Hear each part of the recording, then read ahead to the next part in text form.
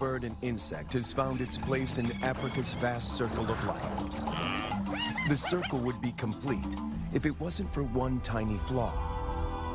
The king is dead. In just 2 decades, settlers, poachers, and professional hunters almost completely wiped out the entire lion population in this vast wilderness. But one lioness survives. She is the last lioness of Lua. This is her story, and it is told by a man with a dream to see lions back on the plains of Lua.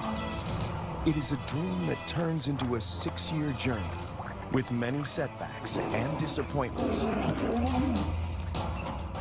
To resurrect a lion kingdom in the wild is a daunting task. It is a story of faith, perseverance, and the remarkable relationship between a man, a lonely lioness, and the desperate struggle to re-establish a pride.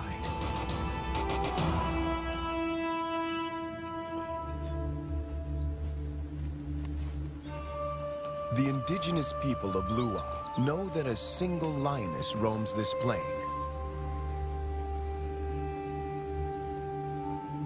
She keeps a low profile.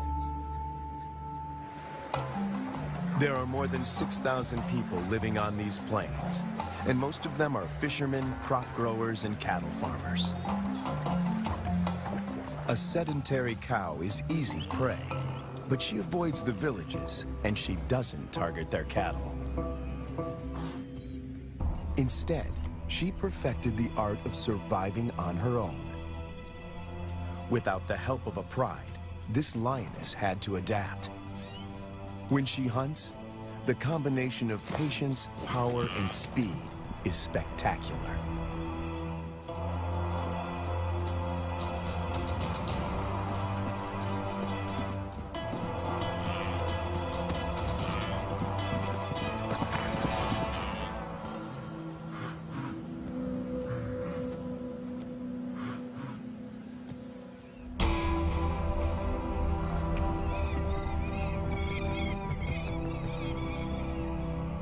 This female is about 6 years old when she steps into the viewfinder of Herbert Brouwer, a wildlife cameraman.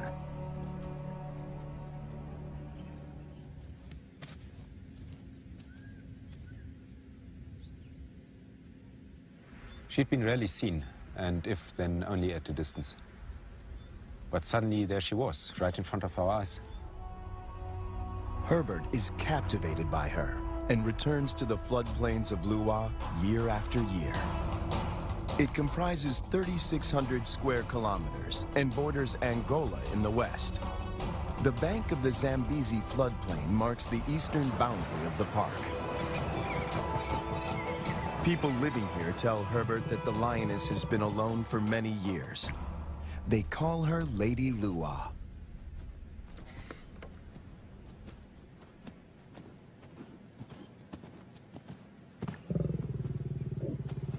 When she rolls for him, a bond develops between them that will have far-reaching consequences. There was one thing, though, that she could not overcome, and that was her isolation. It took me 3 years of filming here on the plains, though, to understand how lonely she really was. At night, she follows Herbert into his camp.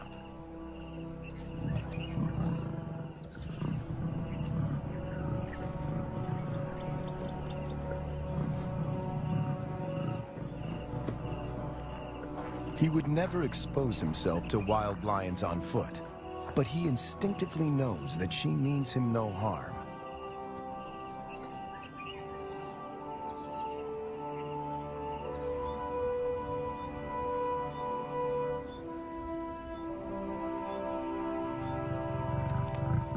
It is true that female lions can survive on their own, but they only thrive as members in a pride.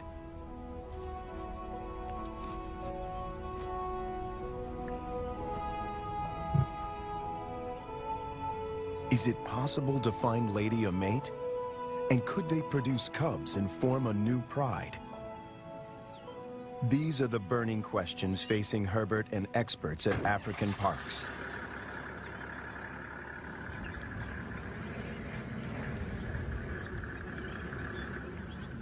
Craig Reed, a manager at African Parks, and veterinarian Dr. Ian Parsons face a dilemma. Reintroducing a full pride of lions into Lua could cause havoc. If one cow is killed or one person attacked, the local population would be up in arms. If they find her a mate, she will hopefully teach him and their cubs to stay away from cattle and people. The project is even more viable if she can transfer her impressive hunting skills.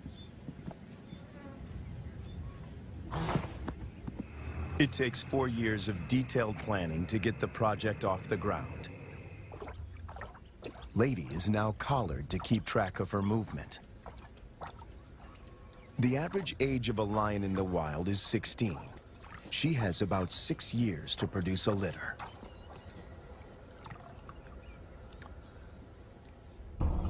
To find a mate for Lady, the team goes to neighboring Kafue National Park. Audio recordings of lionesses lure the males.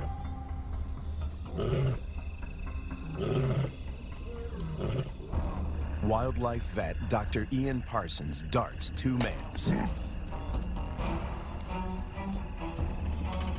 As a coalition, they stand a better chance to survive the trauma of a translocation. The big question on everyone's mind is whether these 2 males will bond with Lady.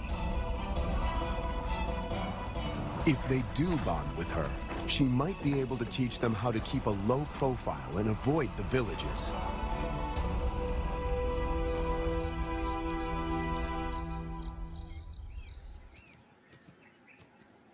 The 2 lions wake up in an enclosure, or a boma, right in the middle of Lady's core territory.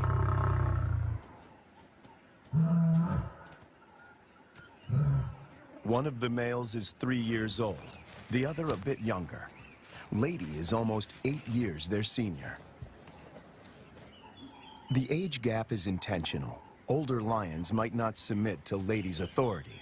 Hopefully, these youngsters will.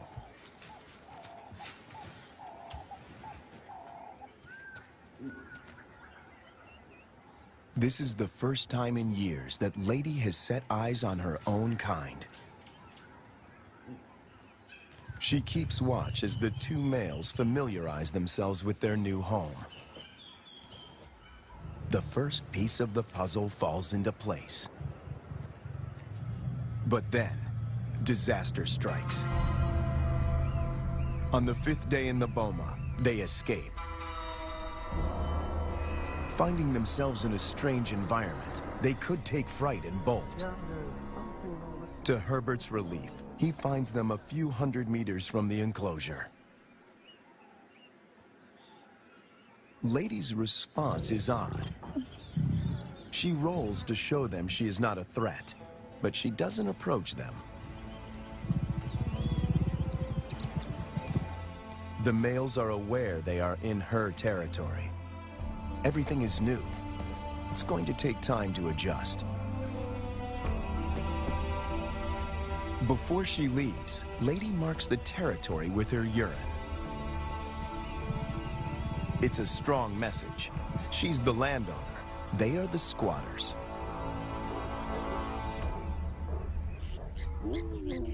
And then she leaves them.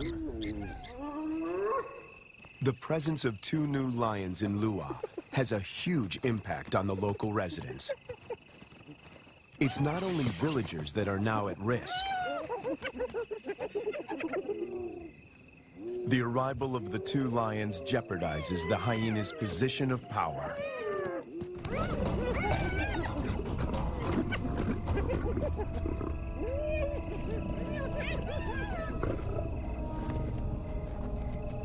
Together, they make a fearsome team. Only the younger of the 2 wears a collar, as they are almost never apart. The acid test is to see whether they will mate with Lady or leave her to seek other females. It's a precarious start, but the journey has begun.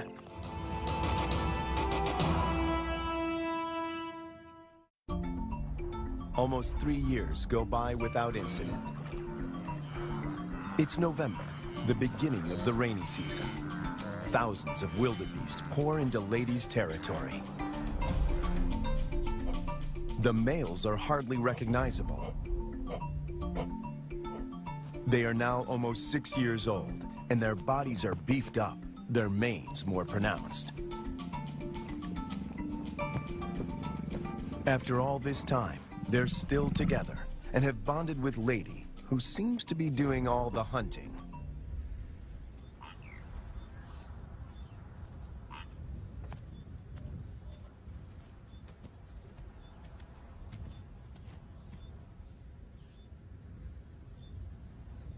She targets wildebeest, almost twice her size.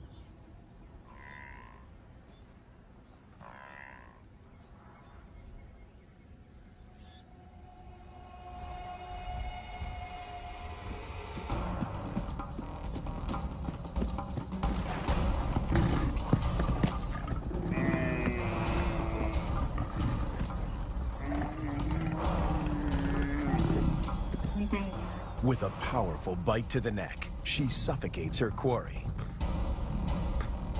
It's all over in minutes. The meat from a small calf could keep her going for a few days, but she's not hunting only for herself.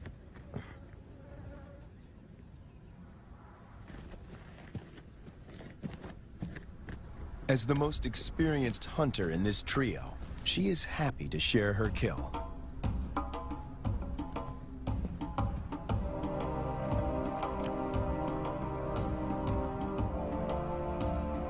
The fact that she allows the males to join her, and that they don't chase her off the carcass, is significant.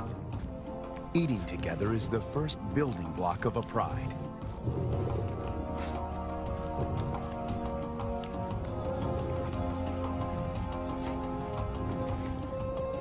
Her reward is companionship.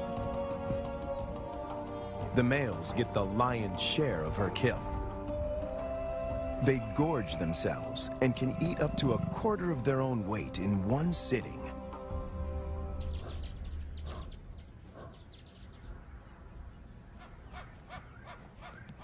For the first time, Herbert sees the two males compete. It is the younger of the two brothers that emerges as the dominant male.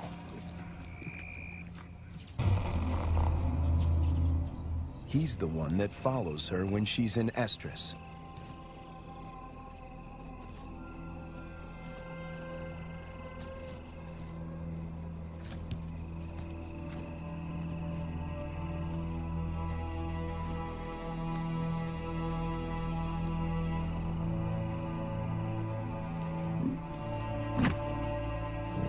He grimaces, curling back his lips to expose an organ in the back of his mouth that picks up faint chemical pheromones. He can smell that she's in heat.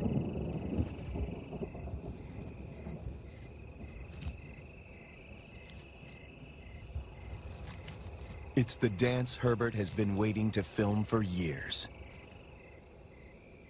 The brother watches from the sidelines.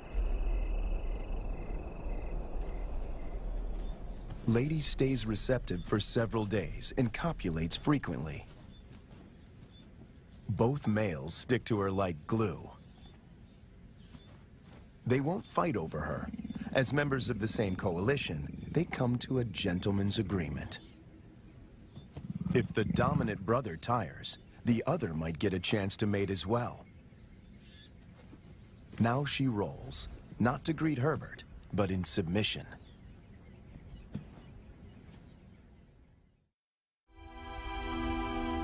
When Herbert returns a year later, there are still no cubs. It's a huge disappointment. Lady is now almost 13 years old, and Herbert and the team must consider the possibility that she is infertile.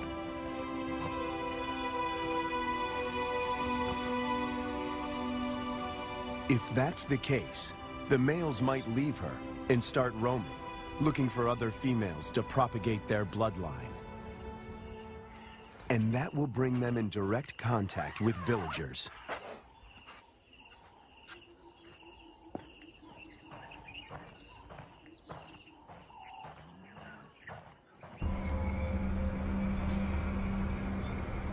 the team decides to import 2 young females. And that takes them back to Kafue.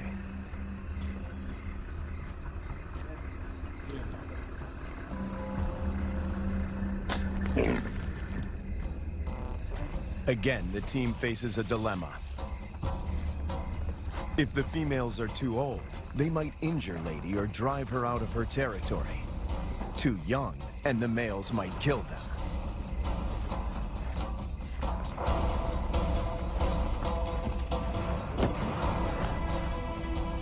Dr. Ian Parsons oversees the translocation. We need some water just to keep them cool while we're traveling. All right, antidote. That's not very fast acting. It takes about 15 minutes to work.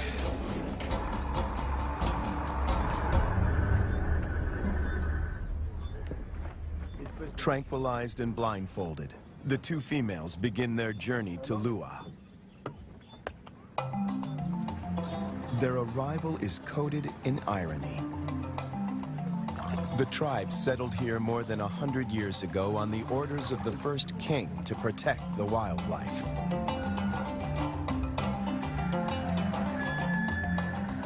But many of them have never seen a lion.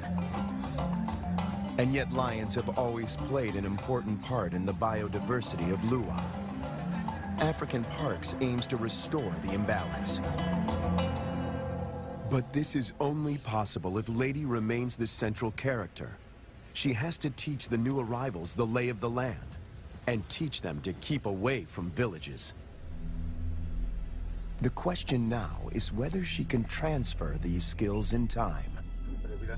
The 2 lionesses are collared with radio transmitters before being released into the enclosure.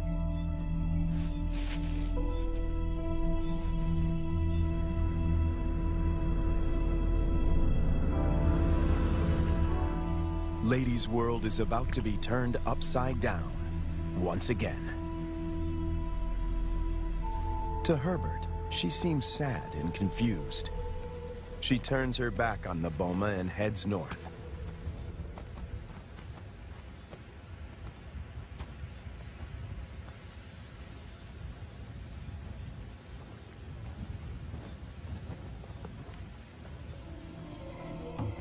The males, on the other hand, are very interested.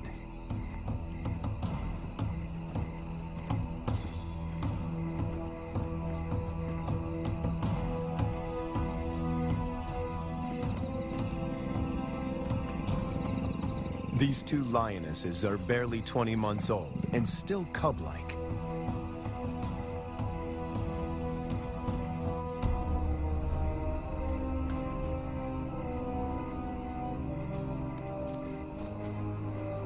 Male lions are known to kill cubs they haven't sired. No one knows how this will play out.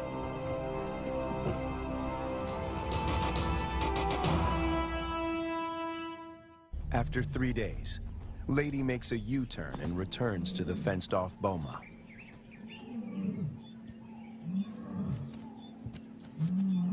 The 2 young females respond to her calls.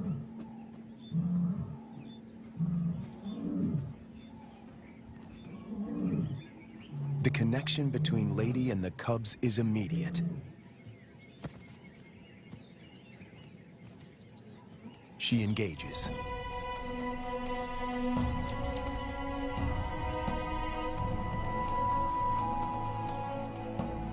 Cats are vulnerable when they expose their undersides. When they roll, they express submissiveness.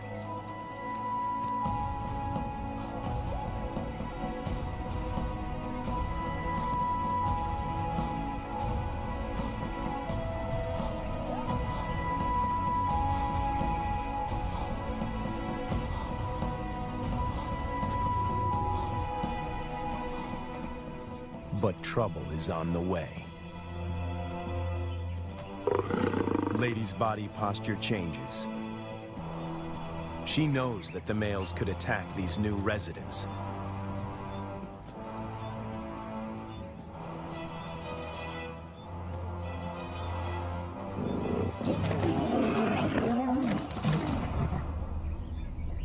Ears back, every muscle contracting. She puts the males in their place.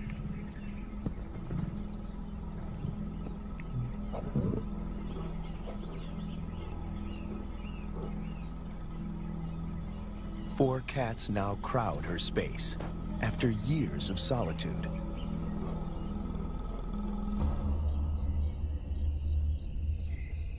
When the males were in the boma, Lady disappeared for days. But now she is intrigued by the cubs. She keeps constant vigil. The electrical current that runs through the fence is non-lethal, but does give a sharp jolt. Lady is clever. She discovers a broken wire and tries to gain access where the circuit is breached.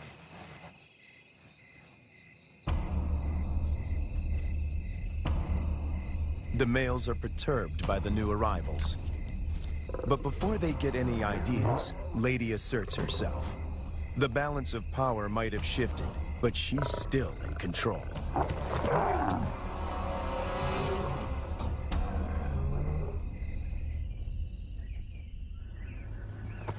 After 5 weeks in the boma, the team feels the young females are ready to be released. Not sure how the males will react, they lure them away with a fresh carcass.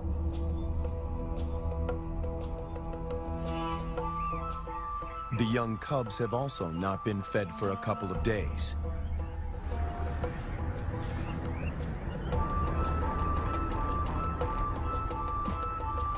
When the gates open, a new chapter begins.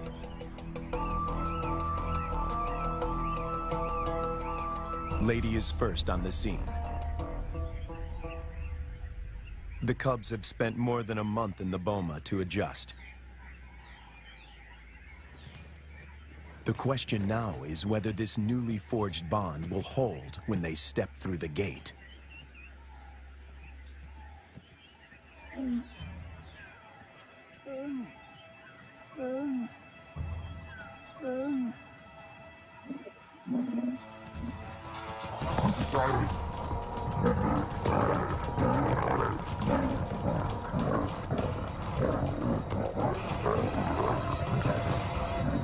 The first encounter turns into a cat fight.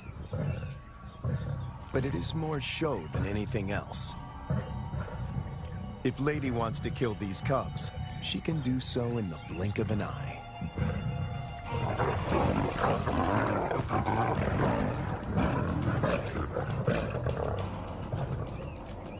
The first contact might seem aggressive, but it plays out according to plan. Lady is doing exactly what the team hoped for. She accepts them in her territory and establishes her dominance.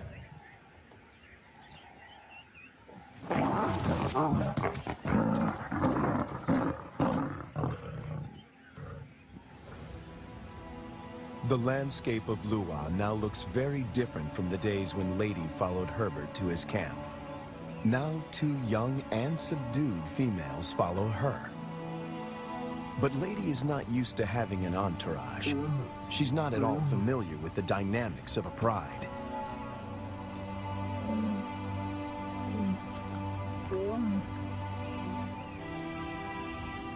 Now that she has her freedom back, she does the unexpected. She abandons them.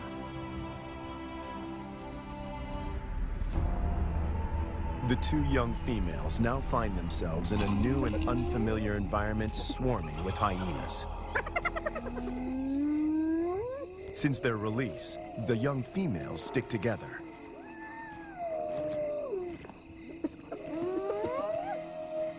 But their lives are in real jeopardy.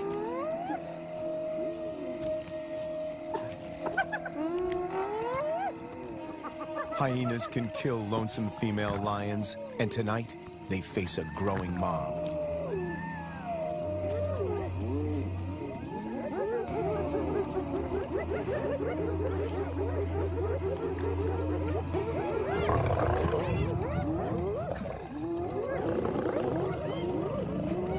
In no time, the newcomers are surrounded by a hungry and ferocious clan.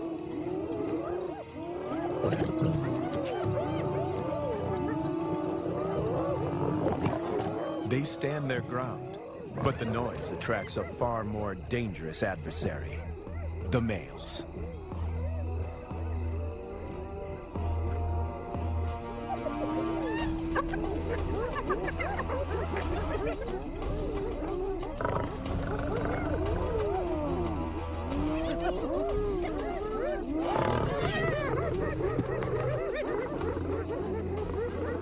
The two brothers have finally tracked down the youngsters in the wild, and Lady is nowhere in sight to protect them.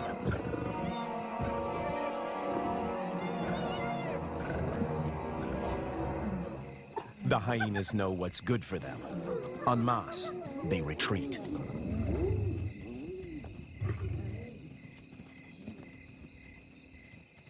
This is their first encounter with the males outside the boma. Anything can happen. The brown-collared female is first to bolt. The white collar is cornered before she can escape.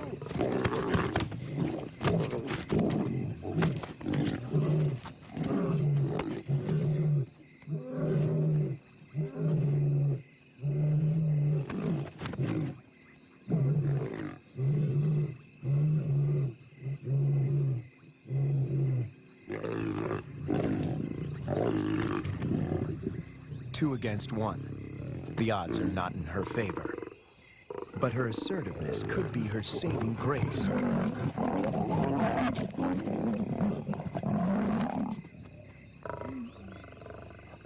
At the right moment, she crouches in submission.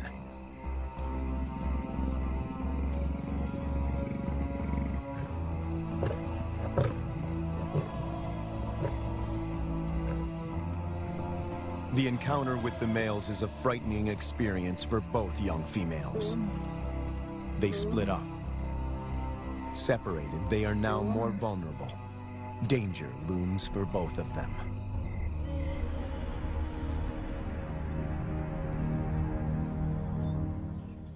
The team manages to track down the females, and they are reunited.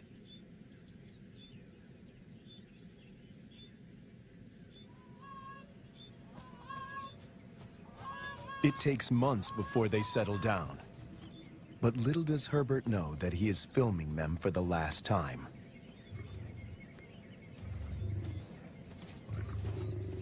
The next day, the brown collar is gone.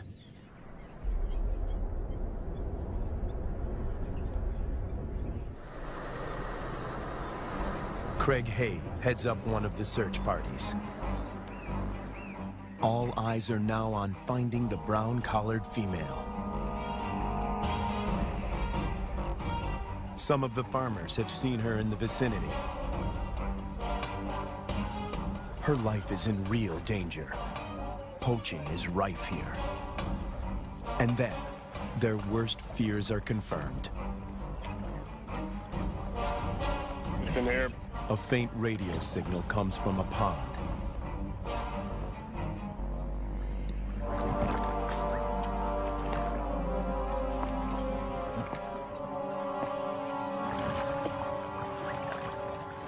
Guys, I got it. It is the brown collar. It's been cut. Yes, been cut with a sharp knife. It's a definite cut. You see, so someone found the lion and threw this in. Or killed the lion. Killed the lion and threw this in. The mood is one of despair.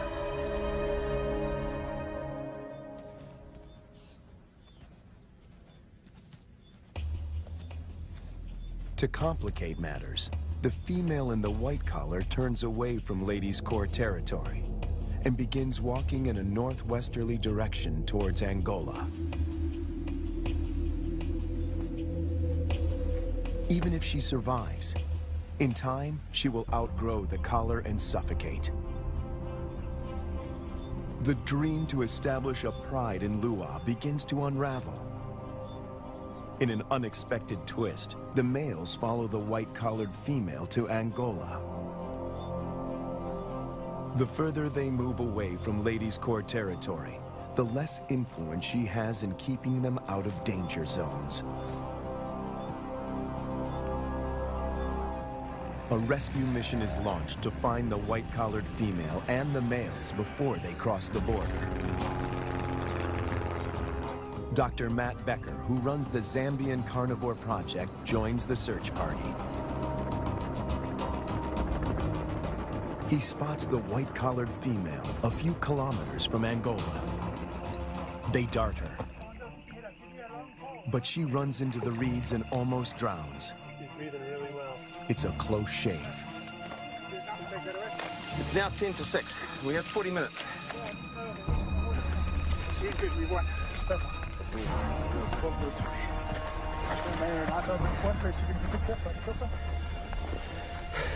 Let's make sure it doesn't have her nose. It's going to be windy.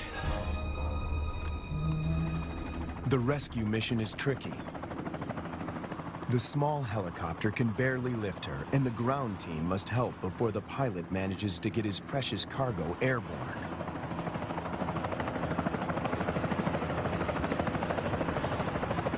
The males have slipped off the radar, and the team hopes they will turn around on their own accord. Meanwhile, more drama unfolds close to the boma. Lady is darted. The plan is to put her in the boma with the surviving female to try and forge a stronger bond between them.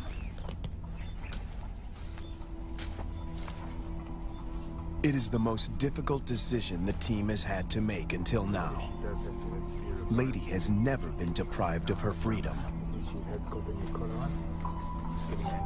She gets a quick medical checkup and a new collar. The young female, tranquilized, is already in the boma.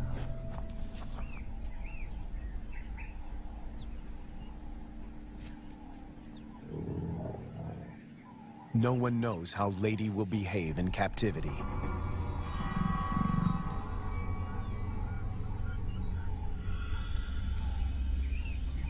Locked up and frustrated, she could turn violent and kill the youngster.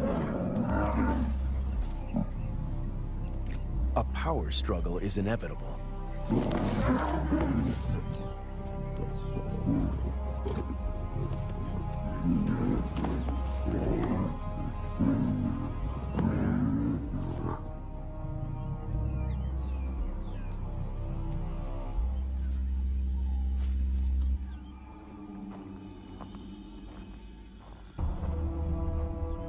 More bad news.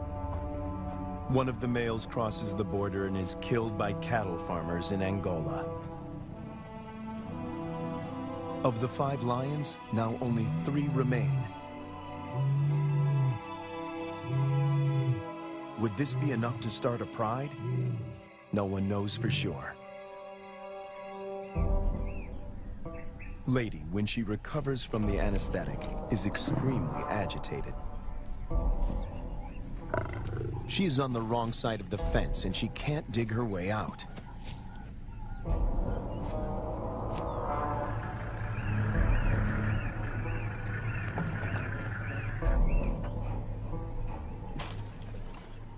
The young female, on the other hand, is familiar with the enclosure.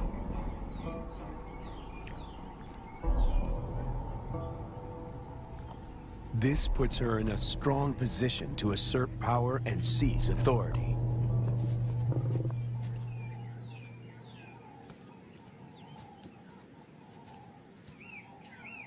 Clearly upset, Lady seeks refuge in a tree. Herbert thinks this elevated position is her attempt to retain control.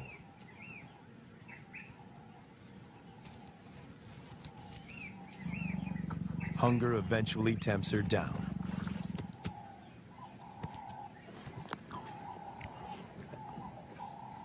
For Herbert, it's difficult to watch.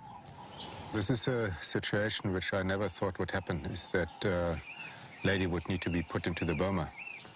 Now, she's been roaming free for all her life, which is probably about 13 years, 14 years, and now she needs to be locked away.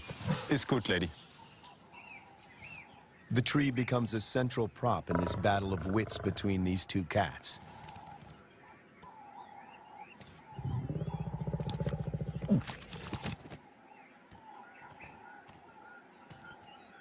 The young female catches on very quickly. She is lighter.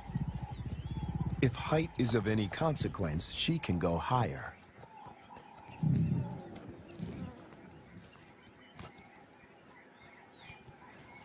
From her elevated position, the young female spots the surviving lion. He is just returning from Angola, alone. It seems as if every breakthrough in this project is shadowed by a new set of problems. The two brothers formed a strong coalition. They made this territory their own and for 4 years managed to stay out of trouble with the villagers. The hope of establishing a new generation of lions now resides with the survivor.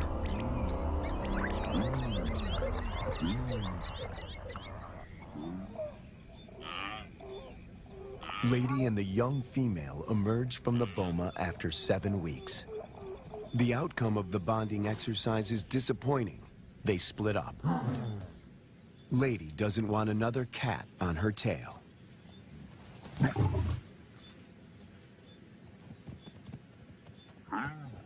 But the time in the boma did benefit the young female. It gave her time to mature. She doesn't see the male as a threat anymore.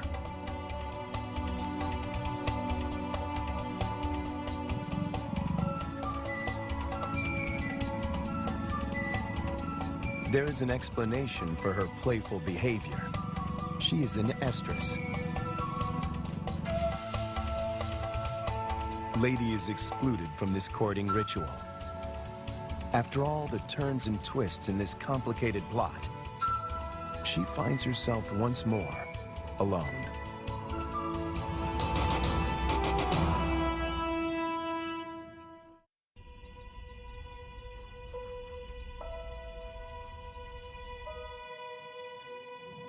After hunting alone, the young lioness returns to the male. She is ready to mate. The project is one step closer to reaching its goal. The male will sire the next generation. But what about Lady? Will she be part of this new pride? It somehow seems sad and tragic if she is now excluded. And on cue, she disappears.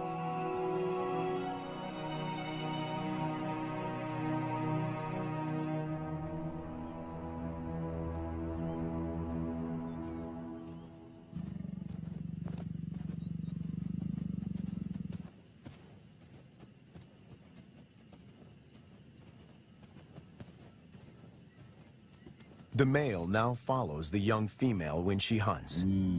To feed both of them, she must target bigger prey.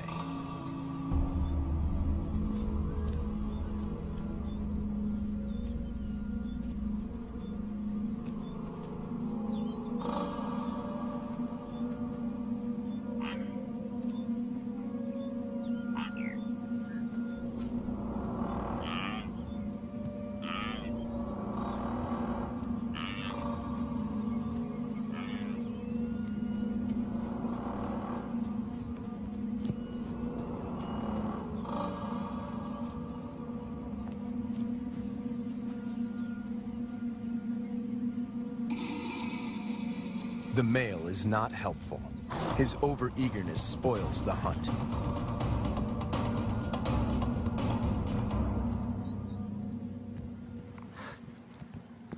Herbert is about to accept that this Regent King and the young female are now the major players in this drama, when Lady suddenly reappears.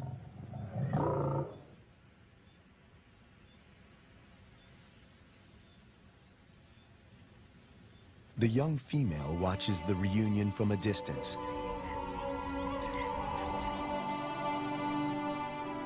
Over many years, Herbert and Lady somehow learn to recognize and respect each other's intentions.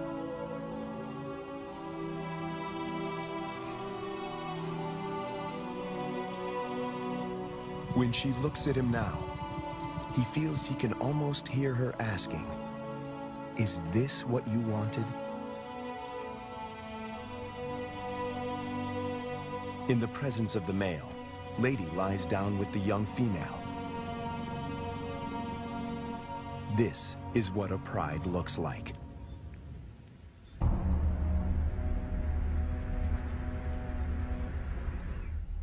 After so many years, all the effort and energy that went into this project seemed to pay off.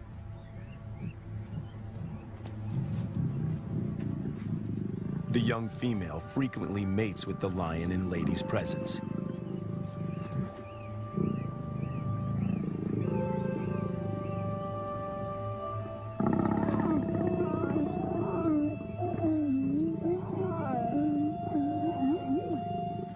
Females are the cornerstone of prides. They form strong bonds and hunt together. The male's instinct is to protect them, and his drive is to breed.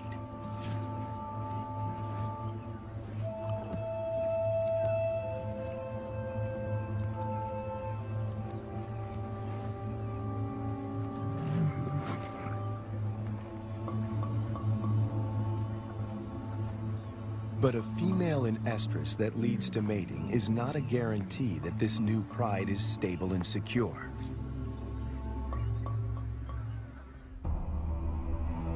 Hunting together is the final test. And then it happens. The young female takes the lead. Lady follows. This is certainly a new development. And the outcome is swift and lethal.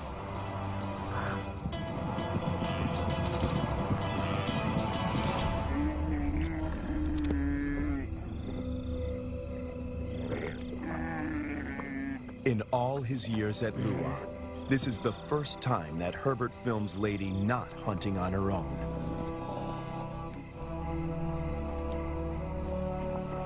When the male joins them, the circle is complete. The air is full of promise.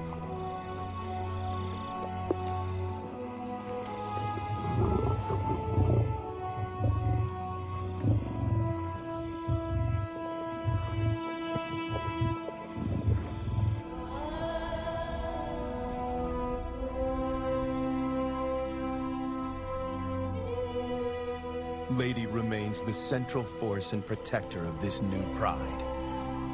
She may not give birth to the next Lion King, but she will make sure that he has a kingdom.